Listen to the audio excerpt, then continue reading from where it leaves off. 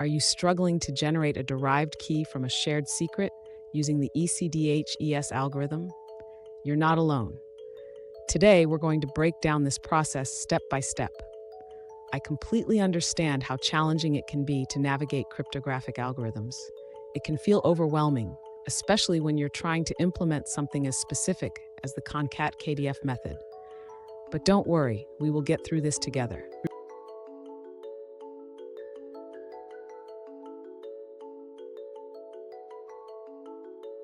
Let's look at the specific question at hand. One user reached out asking how to generate a derived key after successfully creating a shared secret using the ECDH algorithm. If this sounds familiar, stick around as we explore the solution. So what exactly is the issue here? The derived key generation process can be tricky, especially when dealing with different algorithms and standards. Understanding the ConcatKDF method is crucial for this task, and we will simplify it for you. And make sure to stay with us until the end. I have a valuable tip that will help you streamline your cryptographic processes in the future.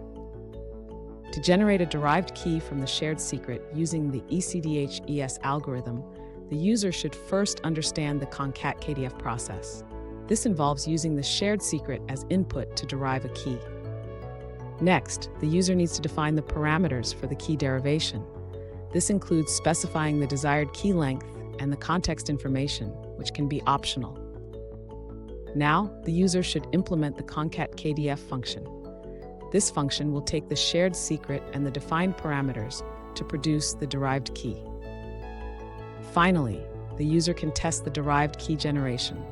This can be done by comparing the output with expected results or using the derived key in a cryptographic operation. Fun fact, did you know that the first known use of public key cryptography was in 1976? It has come a long way since then, and understanding these algorithms is more important than ever. Now, let's look at the answers provided by other users. An alternative approach suggests looking into key derivation functions, or KDFs, to generate your derived key. Specifically, the user points out HKDF as a common example. They also note that KDF was mentioned in the original link you provided. Here's a pro tip. Always document your cryptographic processes and key derivation methods. This will save you time and headaches in the future. And there you have it. You should now be able to generate a derived key from your shared secret using the ECDH-ES algorithm.